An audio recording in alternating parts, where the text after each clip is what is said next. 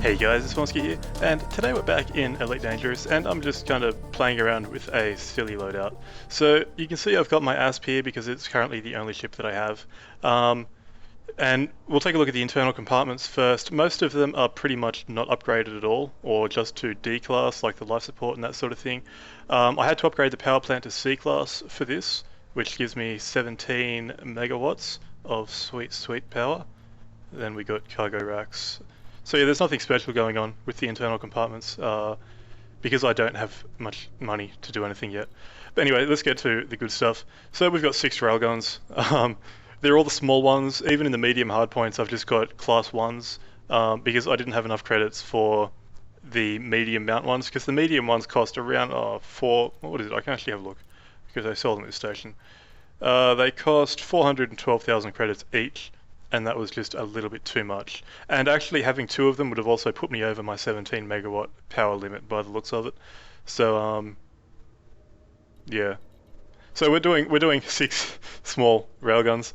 I've already played around with this a little bit. I'll leave my conclusions until the end. One thing to be aware of with railguns, I don't think it says it in the description.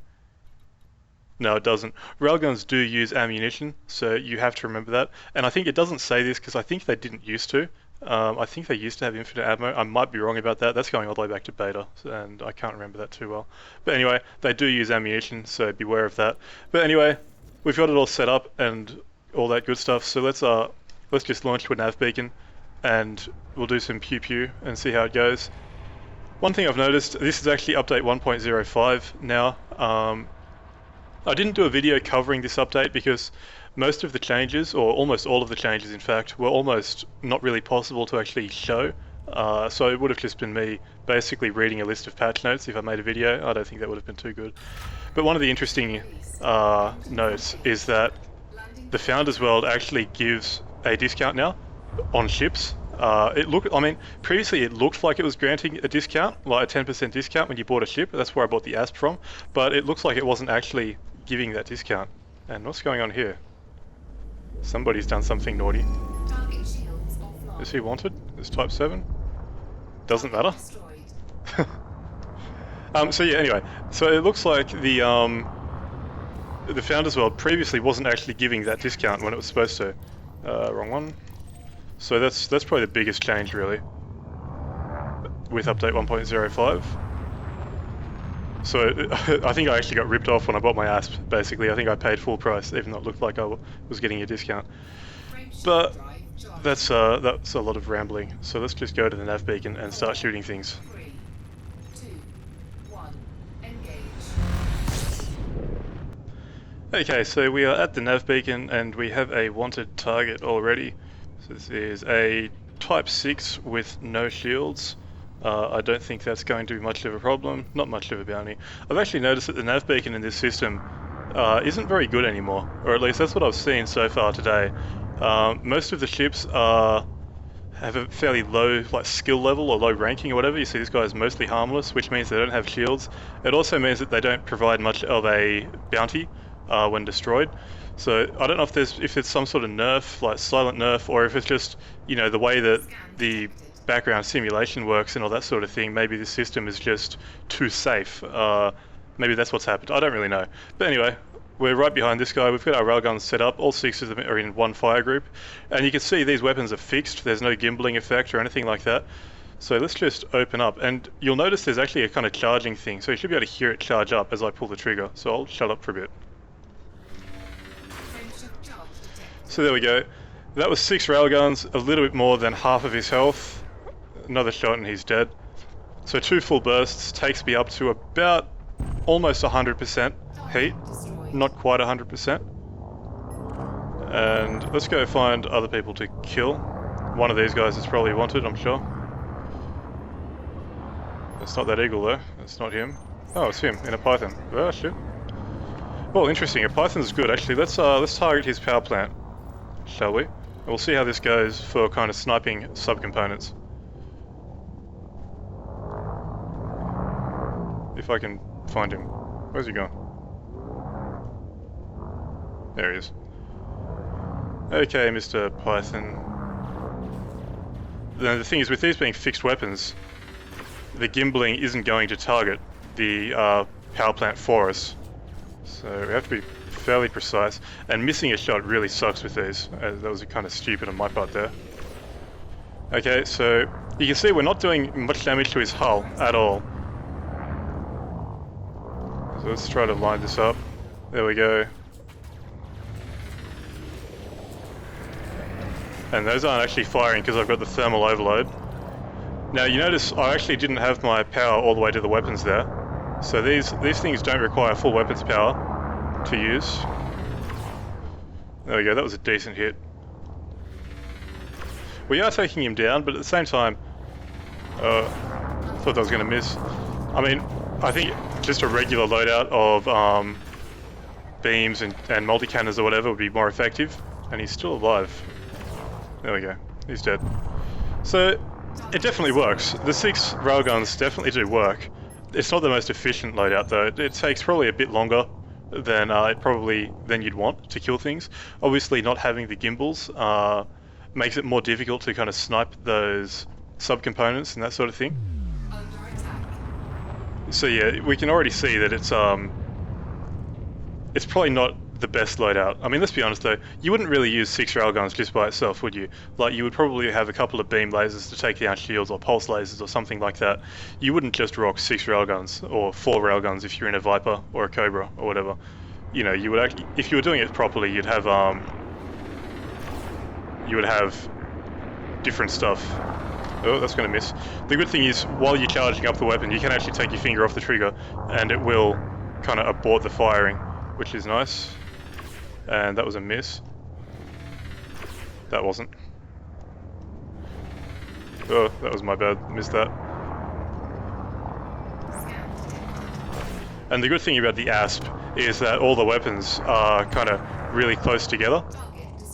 So it's got a good firing pattern. We're actually getting a lot of wanted guys all at once. I'm sure this guy's going to be wanted. Yep, he is. Okay, that's good.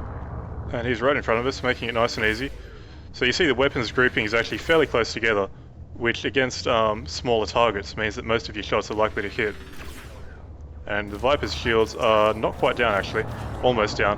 The Viper has some of the toughest shields of any fighters, so it takes longer to get his shields down.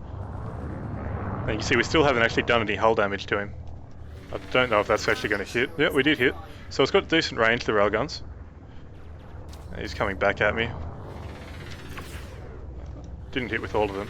I can't actually see him anymore really because of the sun. There we go. So we're not doing as much damage as I'd like to, basically.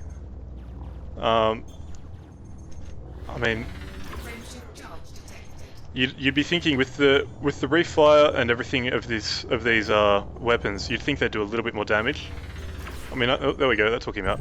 The problem is as well, it's difficult to tell if you don't have subcomponents targeted. It's difficult to tell when you're hitting subcomponents and missing the actual armor or missing the hull of the ship, because like say 3 of those shots hit a subcomponent, it may not necessarily do any damage to the ship itself. So you know, it looks like it did a lot less damage than it should have. That's something you have to kind of remember. But yeah, it seems like these weapons don't really do enough damage to the ship to make them worthwhile, if I'm honest. Like, I mean, the fact is, most of us know that, you know, a couple of beam lasers and a couple of multi-cannons are probably the best loadout that you can do right about now. That's what most people are using for combat. It's what I use for combat almost exclusively, unless I'm messing around with this sort of thing. And that's because it just works. It's the most efficient setup, basically, and it just, you know, it works every time. But still, we've got these railguns, so let's keep using them. We're actually getting a lot of wanted targets right after the other, which is really nice. So and some of them have been worth a fair bit as well. I mean, if I was being smart about it, I'd actually be kill warrant scanning these guys. But I'm not smart. And I'm starting to run out of ammo too. You can see we don't actually have a lot of ammo for these railguns, which is another reason that you probably wouldn't want to use them as primary weapons. He's almost down. Come on. There we go. I've actually only got 2 guns that can still fire now. Are you going to explode anytime soon? There we go. So yeah, I've already, like, we've seen the combat that I've done. It's actually not a lot of combat. Is this guy a pirate or not? No. He's a bounty hunter. But you can see we actually haven't done that much combat. Like, we haven't been at this nav beacon for very long, and we're almost already out of ammo. So I'll go and attack this guy, but I don't think I'll be able to kill him. I think I'll actually be out of ammo before I can kill him. And of course, once I run out of ammo, because I don't have any beam weapons or anything, I'll be done, basically. It looks like, is he using railguns as well? Somebody is, I think. Yeah, he's got 2 railguns. Interesting. You don't often see NPCs with railguns. What's this guy's bounty? 10,000 credits. Not bad for an ASP. For an adder, that's what it is.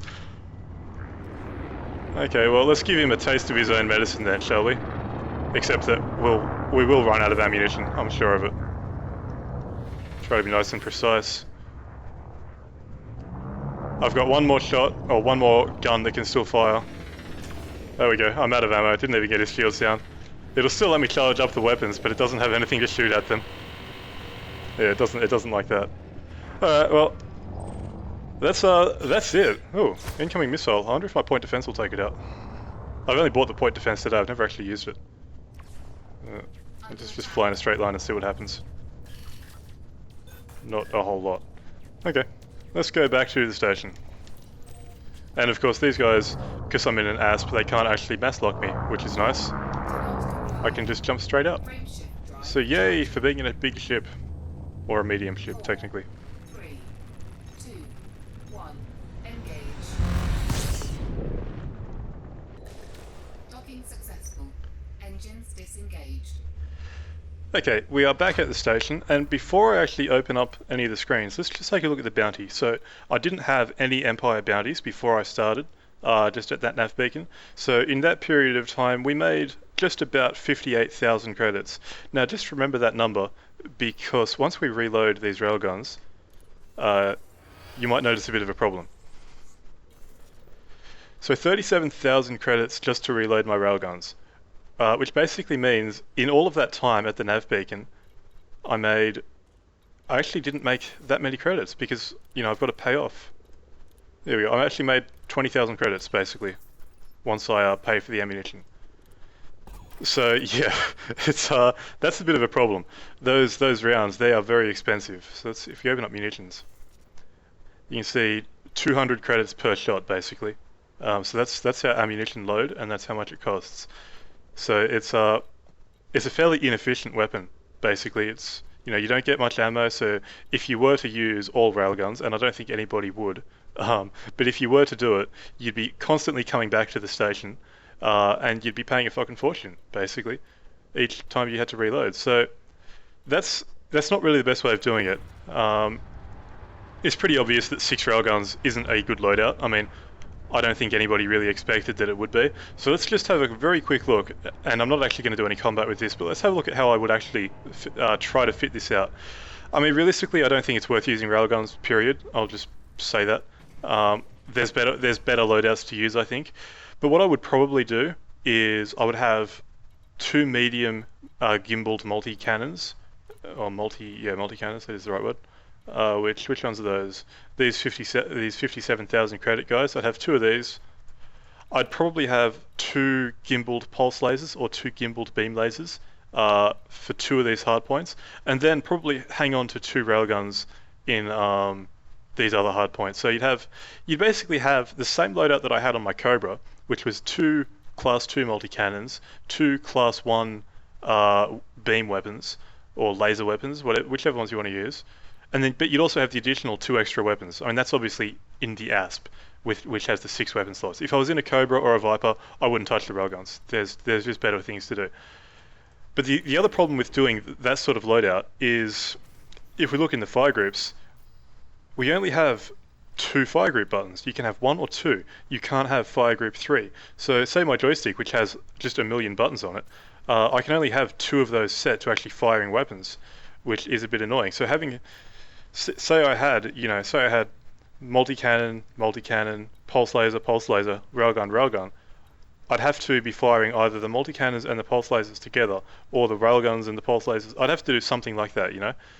So having 3 different types of weapons isn't really ideal, I don't think. But yeah, so that's what 6 railguns looks like.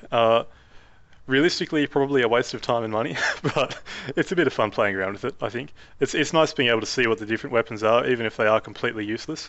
So I don't know what I'm going to look at next for stupid weapons loadouts, but it's a bit of fun playing around with this sort of thing. But it's definitely not the way to go. I mean, we already know realistically what the best things are for combat, and those are gimbaled multi-cannons and gimbaled beam weapons or pulse lasers or whatever. Maybe some dumbfire missiles if you need a lot of damage in a hurry. But yeah, so I think I'll end this one here. So that is 6 railguns on an ASP, and now we know what it looks like. So until next time, I've been Vornskyr. I hope you enjoyed the video, and thanks for watching.